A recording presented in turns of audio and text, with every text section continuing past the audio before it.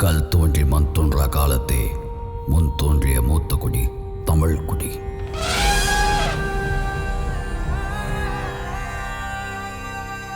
நான் இப்போ ஒரு கதை சொல்ல போறேன்.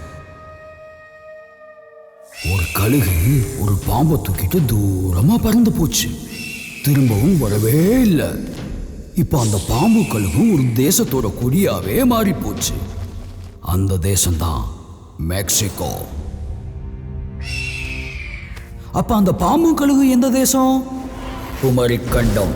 கடல் கோலால் மூழ்கி போன குமரிக்கண்டம்.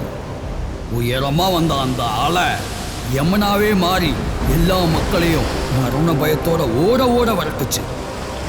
இதுல பாதி பேர் தப்பவே இல்லை. எங்க பார்த்தாலும் மரண ஓலம். அந்த யம குழந்தைகளை கூட விட்டு வைக்காம விழுங்கிருச்சு.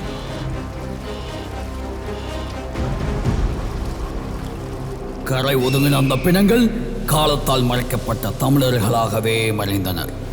வானத்தில் கேட்ட அந்த இடி சத்தமும் மின்னலும் மரக்கலம் வழியா தப்பிக்க பார்த்த மத்தவங்க உயிரையும் திரும்பவும் ஓட ஓட துரத்துச்சு. அதுல கரை ஒதுங்கின அந்த தமிழர்கள் தான் ஒவ்வொரு கண்டத்திலையும் சிதறி கிடக்குறாங்க. அந்த கண்டத்தில் இருக்க ஒரு தேசம்தான் இப்ப பாம்பும் கழுகும் குடியிருக்கிற தேசம். கடல்ல மூழ்கி போன தமிழர்களான மயன்களே மெக்சிகோ நாட்டின் மாயன்களாக மாற்றப்பட்டார்.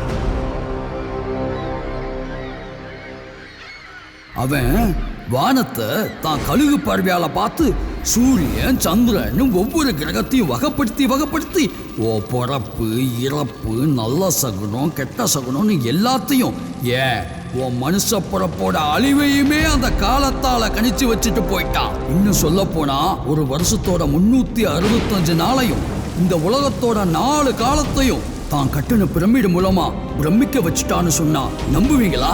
நம்பித்தான் ஆகணும்.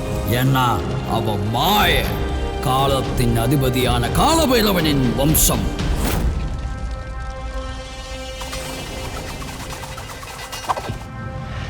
இவன் உலகம் அழிய போதுன்னு சொன்னது பொய்யாகல. அது நீயா உருவாக்கின பிரம்ம. அந்த மாயன் காலண்டரோட இன்னொரு பகுதி எங்கேயோ இருக்கு. அது இன்னமும் மரணத்தை தனக்குள்ள ஒழிச்சு வச்சுக்கிட்டு தான் இருக்கு. ஒருவேளை அது பாதாள லோகத்தில் இருக்க யமங்கிட்ட பாதுகாப்பா இருக்கலாம். காலம் வரும்போது அதுவும் வரும், அவனும் வருவான். அவன்தான் மாயன்.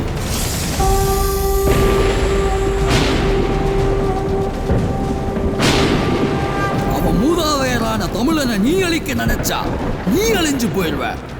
ஏன்னா இந்த உலகத்தோட ஆதியும் அந்தமும் தமிழன் தான். நீ உலகம் அழிய போற ஊழி காலத்தை பார்த்தது இல்லையே. கூடிய சீக்கிரம் என் ருத்ர தாண்டவத்தோட பார்ப்பேன்.